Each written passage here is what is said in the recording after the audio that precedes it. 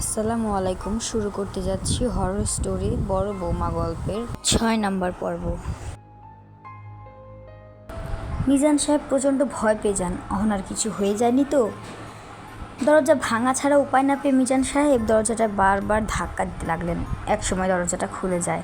সবাই ভিতরে ঢুকে দেখে অহনা মেঝেতে চিত হয়ে পড়ে আছে। সবাই ধরাধরি করে বিছানায় শুয়ে দেয় অহনাকে। ডাকাডাকি করতে লাগলো সবাই, কিন্তু অহনা কারো ডাকে সাড়া দিচ্ছে না। ঠিক তখনই অহনার ফোনটা বেজে ওঠে। হাতে নিয়ে মিজান সাহেব দেখেন বিজয় রিসিভ করে বলেন, হ্যালো বিজয়, অহনার স্বামী। আমি তোমার শ্বশুর আব্বা বলছি। ও বাবা, আপনি কেমন আছেন? বাবা, অহনা কোথায়? বারবার ফোন দিচ্ছি, ধরছে না কেন? আসলে একটু ওর মার সাথে পাশের বাসায় গেছে। কেন বাবা, কি হয়েছে? ওকে নিতে আসবো তো, তাই আপনাদের নতুন বাসার ঠিকানাটা দেওয়ার জন্য। ও আচ্ছা, আমি তোমাকে ঠিকানাটা মেসেজ করে দিচ্ছি। মিজান সাহেব মেসেজ করে পাঠিয়ে দেন বাসার অ্যাড্রেস। আর এদিকে মেয়ে নিয়ে বেশ চিন্তায় পড়ে যায়। জামাই বাবা এসে অহনার এমন পরিস্থিতি দেখলে আর তৃণাকে খুঁজে পাচ্ছে না, জানতে পারলে না জানি কী পরিস্থিতি ঘটে বসে। এদিকে মায়া পানি নিয়ে এসে অহনার মুখে পানি ছিটা দিতেই একটা করুণ আর্তনাদ করে উঠে বসে অহনা। সবাই যেন খুব ঘাবড়ে যায় অহনার আর্তনাদ আর চোখের এমন লাল টকটকে হাওয়া যাওয়া দেখে। মায়া তখন অহনাকে ধরে আবার শুয়ে দেয় আর শান্ত হতে বলে। জিজ্ঞেস করে কি হয়েছে। অহনা তখন চোখ বড় বড় করে তাকায় মায়ার দিকে। কিচ্ছু বলছে না, শুধু চেয়ে দেখছে মায়া আর মিজান সাহেবকে, যেন এই প্রথমবার দেখছে তাদেরকে। মায়া কিছুই বুঝতে পারছে না হঠাৎ করে অহনার কী এমন হলো, আর এভাবে তার দিকে তাকিয়েও কী দেখছে এমন। এদিকে মিজান সাহেব লক্ষ্য করেন তার স্ত্রী আর বড় বৌমা অহনার থেকে হাত দুয়েক দূরে দাঁড়িয়ে এক দৃষ্টিতে তারা অহনার দিকে তাকিয়ে আছে। তাদের চোখের পলক যেন পড়ছে না। খুবই আশ্চর্য হচ্ছেন তিনি। মেয়ের এমন অবস্থা দেখে মা কিভাবে চুপ করে থাকতে পারে বুঝতে পারছেন না মিজান সাহেব। হঠাৎ করে চোখ আয়নাতে পড়তে মিজান সাহেব চমকে উঠলেন। কি তিনি দেখছেন আয়নাতে? ছোট বৌমা অহনা আর তিনি ছাড়া আর কাউকে দেখতে পাচ্ছেন না, অথচ তার পাশেই যে দাঁড়ানো বড় বৌমার স্ত্রী। কিছু বলতে যাবেন তার আগে মায়া বলে ওঠে, বাবা আপনি এক্ষুনি ডাক্তারকে আসতে বলে। অহনা যে কেমন করছে, প্লিজ এক্ষুনি ডাক্তারকে ফোন দিন। কিন্তু ছোট বৌমা আমি। বাবা প্লিজ দেরি করবেন না, দ্রুত ডাক্তারকে ফোন করুন, কথা পরেও বলতে পারবেন, প্লিজ তাড়াতাড়ি জানান।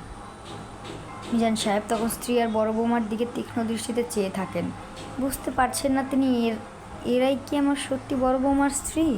মিজান সাহেব তখন চলে আসে বাড়ির বাইরে। গেটের কাছে আসতে সামনে চেয়ে দেখে এবারে জামাই বিজয় দাঁড়িয়ে আছে তার দিকে, তীক্ষ্ণ দৃষ্টিতে চেয়ে আছে। কাছে যেতে মিজান সাহেব বলেন, বিজয় তুমি এসে গেছো? তা বাইরে দাঁড়িয়ে আছে কেন? বাবা ভিতরে আসো। বাবা আপনারা কি সত্যি এই বাড়িতে থাকেন? হ্যাঁ, কেন? বিজয় যেন ভয়ে ঘাবড়ে যায় শ্বশুরের এমন কথা শুনে। বিজয় বাড়িটার দিকে চেয়ে আছে, যা সে দেখছে শ্বশুর আব্বা তাকে দেখতে পাচ্ছেন না। কি হলো বাবা, তুমি বাড়িটার দিকে এমন করে তাকিয়ে কি দেখছো? ভিতরে যাবে না? শ্বশুরের কথা শুনে ধ্যান ভাঙে বিজয়ের। শ্বশুরের দিকে তাকিয়ে বলে, ভিতরে গিয়ে কি হবে? এমন পুরনো বাড়িতে কেউ থাকে বলে আমার মনে হয় না। আরে বাবা আপনি এই পুরনো বাড়ি দেখে কিনলেন, কি আছে এ বাড়িতে? সে অনেক কিছু আছে বাবা, তুমি ভিতরে গিয়ে দেখো। আর হ্যাঁ জামাই বাবা, আমি বাজার থেকে আসছি, তুমি বরং ভিতরে গিয়ে অহনার কাছে বসো। মেয়েটা হঠাৎ করে অসুস্থ হয়ে পড়েছে। বিজয় চমকে উঠল শ্বশুরের কথা শুনে। সন্ধ্যাবেলায় ফোনে কথা হয়েছে, আর এর মধ্যে অহনা কীভাবে অসুস্থ হয়ে পড়বে? বিজয়ের মাথায় যেন কিছু কাজ করছে না। শ্বশুরের সাথে সব জেনে নেয়। আর এদিকে মিজান সাহেব বাজারে যান ডাক্তারের কাছে। বিজয় বাড়ির গেটে পা রাখতে যাবে, ঠিক সেই সময় হঠাৎ করে একটা দমকা বাতাসে বিজয় হুঁচট খেয়ে পড়ে যায়। আর সামনে তাকাতেই বিজয় যেন একটা গোলক ধাঁধায় পড়ে গেল। মাটি থেকে উঠে দাঁড়িয়ে আশ্চর্য চোখে চেয়ে দেখে কিছুক্ষণ আগে দেখা বাড়িটার দৃশ্যটা মুহূর্তের মধ্যে মিথ্যে প্রমাণ হলো। কারণ বিজয় এখন দেখছে পুরনো বাড়িটা বাড়ি নেই, এ যেন এক কোনো প্রাসাদ। বিজয় পিছনে ঘুরে বাইরে আসতে যাবে, ঠিক সেই সময় হঠাৎ করে গেটটা বন্ধ হয়ে যায়। বিজয় ভয় পেয়ে গেল, বুঝতে পারছে না এখানে কেউ নেই, তাহলে নিজের থেকে গেটটা বন্ধ হয়ে যেতে পারে কিভাবে। মনে অনেক প্রশ্ন ঘুরপাক খাচ্ছে। শুধু এই বিষয়ে নয়, এই বাড়ি সম্পর্কে বিজয় অনেক আগেই জেনেছে এর ইতিহাস। বিজয় সব কিছু নিজের চোখে দেখবে বলে ভিতরে ঢুকে বিজয় অবাক চোখে দেখছে বাড়িটা বাইরে থেকে। ভিতরটা অনেক করে সুন্দর করে সব কিছু গোছানো, আর অনেক নামি দামি জিনিসপত্র। বিজয় একটা কথা ভেবে পাচ্ছে না, শ্বশুরের তো এমন কোনো নামি দামি জিনিস ছিল না আগে, তাহলে 3 মাসে তিনি কীভাবে এত নামি দামি সামগ্রী কিনতে পারলেন, তাও আবার ব্রিটিশ আমলের জিনিসপত্র। হঠাৎ চোখে পড়ে কাজের মেয়ে অনু। অনুকে বিজয় অনেকবার দেখেছে, খুবই সহজ সরল একটা মেয়ে। ড্রয়িং রুমে জিনিসপত্রগুলো মুছে গুছিয়ে রাখছিল, তখনই বিজয়কে দেখে মুখে তার হাসির রেখা ফুটে ওঠে। আরে দুলাভাই যে, কখন এসেছেন? এ তো কিছুক্ষণ আগে। আচ্ছা অন্য একটা কথা বলো তো, আরে জামাই বাবা যে, কেমন আছো? বাড়ির সবাই ভালো তো? বিজয় তখন চেয়ে দেখে তার শাশুড়ি সিঁড়ি বেয়ে নিচে নামছে। কাছে গিয়ে বিজয় বলে, জি সবাই ভালো আছে। মা আপনি কেমন আছেন? আর অহনা কোথায়, দেখছি না তো? হ্যাঁ বাবা ভালো, অহনা উপরে তার রুমে আছে, তুমি যাও, আমি কিছুক্ষণ পরে আসছি। শাশুড়ি মার কথা মতো বিজয় উপরে অহনার রুমে গিয়ে দেখে অহনা শুয়ে আছে, পাশে মায়া। মায়া বিজয়কে দেখে সব খুলে বলে অহনার সাথে ঠিক কী হয়েছে। বিজয় যেন ভয়ে ঘাবড়ে গেল এমন একটা ঘটনা শুনে। বিজয়ের কাছে পরিবেশটা অদ্ভুত মনে হচ্ছে, যেন সব কিছু স্বপ্ন মনে হচ্ছে তার কাছে। এত কিছু ঘটে গেল, আপনারা আমাকে কিছু বলেননি? খুব রাগ হচ্ছে আপনাদের উপর, আমি এক্ষুনি অহনাকে ডাক্তারের কাছে নিয়ে যাব। ট্রিনা কোথায়? ওকে দেখছি না তো। মায়া এবার যেন ভয়ে বিজয় থেকে সরে দাঁড়ালো। কী জবাব দেবে মায়া যে ট্রিনাকে খুঁজে পাওয়া যাচ্ছে না? এমন কথা বিজয় জানতে পারলে অহনাকে আস্ত রাখবে না। মেয়েকে যে কী পরিমাণ ভালোবাসে সেটা মায়া বেশ ভালোই জানে। একদিন তো ট্রিনার হাত কেটে গিয়েছিল অহনার সামনে, সেদিন বিজয় অহনাকে সবার সামনে কষে 4-4টে চড় মেরেছিল। কী হলো, চুপ করে আছেন যে? আমার মেয়ে কোথায়? আসলে হয়েছে কি, ট্রিনাকে বিকেল থেকে খুঁজে পাওয়া যাচ্ছে না। হোয়াট? খুঁজে পাওয়া যাচ্ছে না মানে? মায়া ভয় পেয়ে যায় বিজয়ের এমন রাগের স্বর শুনে। চোখ মুখ লাল বর্ণ ধারণ করেছে বিজয়ের। অহনার দিকে চোখ বড় বড় করে চেয়ে আছে বিজয়। ইচ্ছে করছে কষে 2-4টা চড় বসিয়ে দিতে গেলে। খুঁজে পাওয়া যাচ্ছে না মানে কি? একটা প্রশ্ন করেছি, চুপ করে থাকার জন্য নয়। দুপুরবেলা অয়নের সঙ্গে ট্রিনা ছাদে খেলতে গিয়েছিল আর অহনা আমাদের সাথে রুমে বসে গল্প করছিলাম, কিন্তু বিকেলবেলা অহনা ট্রিনাকে খুঁজতে গেলে আর পায়নি। আমরাও সারা বাড়ি খুঁজে পাইনি, বুঝতে পারছি না ট্রিনা হঠাৎ করে কোথায় চলে গেল। ট্রিনা কোথাও যায়নি, ওর কিছু একটা হয়েছে যা আমি আপনারা কেউ জানি না, আর জানবেই বা কী করে? এমন অদ্ভুত জায়গাতে আপনারা থাকছেন সেটাই বিশ্বাস করতে আমার বিবেকে বাধা দিচ্ছে। মনে হচ্ছে আমি সহ এবারের সবাই একটা গোলক ধাঁধায় পড়ে আছে। আপনার কথা আমি কিছুই বুঝলাম না, কী হয়েছে বলেন তো? হবে কি, রীতিমতো ঘটছে আমার কাছে, তাই মনে হচ্ছে এটা বাড়ি।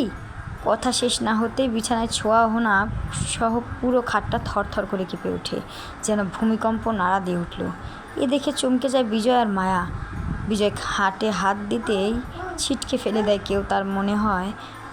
মায়া যেন বুঝতে পারছে না হঠাৎ করে অহনা এমন কেন করছে। মায়া অহনা চেয়ে ছুটে গেলেই তাকে কেউ ধাক্কা দিয়ে ফেলে দেয়।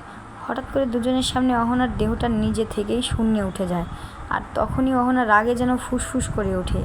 ভয়ার্ত চোখে বিজয় যেন নিজের চোখকে বিশ্বাস করতে পারছে না অহনা নিজের থেকে শূন্যে উঠে যেতে পারে।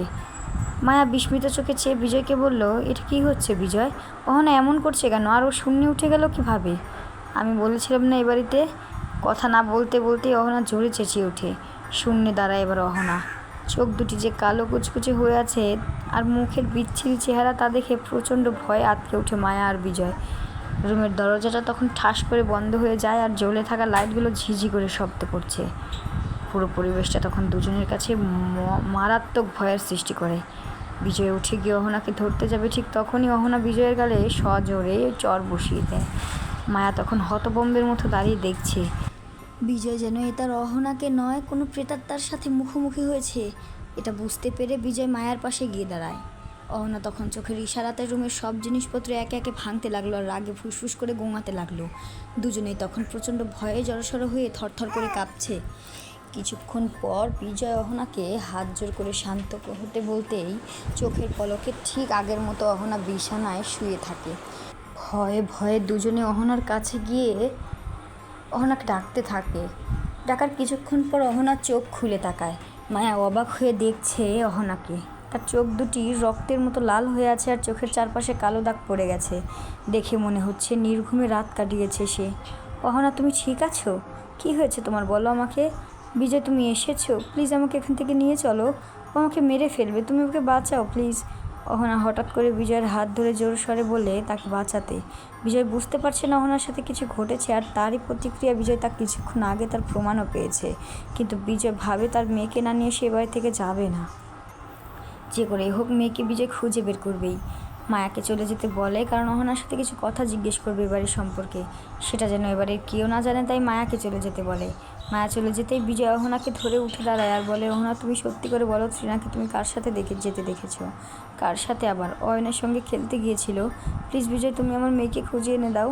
আর এই বাড়িতে আর এক মুহূর্তও থাকা যাবে না। হঠাৎ করে অহনার প্রচণ্ড বমি আসে, আর সাথে সাথেই অহনা বাথরুমে গিয়ে বেসিংয়ে গড়গড়িয়ে বমি করতে থাকে। বিজয় যেন কিছুটা অহনাকে দেখে আন্দাজ করতে পারছে অহনার সাথে আর তার মেয়ের সাথে অনেক কিছু ঘটেছে। অশুভ প্রেতাত্মার হাত থেকে ওদের বাঁচাতে বিজয় ছুটে যায় কবিতার রুমে। এদিকে অহনা বমি করতে করতে যেন পেটের নাড়ি ভুড়ি বেরিয়ে আসতে চাইছে। চোখে মুখে পানি দিয়ে বাথরুমের আয়নাতে মুখ দেখতেই চমকে উঠে অহনা। নিজেকে যেন নিজে চিনতে পারছে না। চেহারা উদ্ভ্রান্ত হয়ে আছে, দ্রুত বাইরে বেরিয়ে আসে অহনা। রুমে ঢুকে বিজয় যেন ভয়ে ঘাবড়ে ওঠে। কবিতা নেই, রক্তমাখা ভেজা হাত দুটো জিহ্বা দিয়ে চেটে পুটে খাচ্ছে। বিজয় তখন ঘুরে ফিরে আসতে যাবে, ঠিক তখনই পিছনে কবিতা বলে উঠে, কী ব্যাপার, রুমে ঢুকে কথা না বলে চলে যাচ্ছেন যে? বিজয় ভয়ে শরীরটা ঝাঁকুনি দিয়ে ওঠে। ঘুরে ফিরে ভয়ে কাছে গিয়ে মুখে জোর করে হাসি এনে বলে, না এমনি, অয়নকে দেখছি না যে তাই চলে যাচ্ছে। আর আপনি যে রুমে আমি খেয়ালই করিনি। ও তাই? শুনেছি অহনা চলে যাবে আর আপনি ওকে নিতে এসেছেন, কিন্তু যাওয়ার আগে ডিনারটা করে যাবেন। বিজয়ের মুখে হাসি দিয়ে বুঝিয়ে দেয় সে ডিনারটা করে যাবে, কিন্তু এটা বুঝতে দেয়নি সে কিছুক্ষণ আগে তাকে কী অবস্থায় দেখেছে। বিজয় চলে আসে ড্রয়িং রুমে। সোফায় বসে অনুকে বারবার ডাকছে, কিন্তু অনুর কোনো সাড়া শব্দ পাচ্ছে না বিজয়। কিছুক্ষণ পর বিজয়ের কাছে তার শাশুড়ি হাতে করে চা নিয়ে আসে। সে কি মা, আপনি চা নিয়ে এলেন যে? অনু কোথায়? তাকে দেখছি না তো। ও কাজ করছে, তাই আমি নিয়ে এলাম। মা, অয়নকে দেখছি না, ও কোথায়? আর বাবা এখনও ফেরেনি? অয়ন আছে হয়তো ছোটো বৌমার রুমে, আর তোমার শ্বশুরমশাই এখনও আসেনি। বলছি কি জামাই, বাবা রাতে না খেয়ে যাবে না তোমরা? ঠিক আছে মা, আমরা খেয়ে তারপর যাব। বিজয় চা হাতে নিয়ে মুখে এক চুমুক দিতে চমকে ওঠে। এ চা না, যেন কারো রক্ত পান করছে সে। শাশুড়ির দিকে চেয়ে থাকেন তীক্ষ্ণ দৃষ্টিতে, বুঝতে দেয়নি বিজয় তার শাশুড়িকে। বিজয় যে বুঝে ফেলেছে এটা কি খাওয়াচ্ছে তার শাশুড়ি। মুখে হাসি এনে চায়ের কাপটা রেখে বলে, বাহ, চা তো বেশ ভালো হয়েছে। মা, কে বানিয়েছে? মুখে জোর গলায় বলেও ভিতর থেকে প্রচণ্ড বমি আসছে তার। কে আবার? বড় বৌমা বানিয়েছে। বিজয় দেখতে পায় তার শাশুড়ি চোখ দুটির রক্তের মতো লাল হয়ে আছে, যেন শিকার তার সামনে বসে আছে যে কখন তাকে খাবে। হাতে পত্রিকাটা নিয়ে যেই পড়তে শুরু করবে, ঠিক তখনই তার শাশুড়ি বলে ওঠে, মানুষের কলিজা এত স্বাদের হয় তা জানা ছিল না। তার জামাই বাবা বলছে কি অহনার কলিজাটা তোমার সামনে এনে দিলে খাবে তো? এমন কথা শুনে হাত থেকে পত্রিকাটা পড়ে যায় বিজয়ের। ভয়ার্ত চোখে তাকায় আর শাশুড়ি মার দিকে বলে, অহনার কলিজা মানে? এসব আপনি কী বলছেন মা? ও কিছু না, বড় বৌমা আজ কলিজা ভুনা রান্না করেছে তো তাই বলছি। এতে ঘাবড়ে যাওয়ার কি আছে? গল্পটির পরের পর্ব এবং প্রথম পর্ব ডিসক্রিপশন বক্সে দেওয়া আছে, আপনারা সবাই দেখে নেবেন। তাহলে আজকে এই পর্যন্তই। ভালো থাকবেন সবাই। আশা করি আমার এই পর্বটাতে একটা লাইক করে যাবেন এবং পরবর্তী পর্ব সবার আগে পাওয়ার জন্য চ্যানেলটি সাবস্ক্রাইব করে যান। আল্লাহ হাফেজ।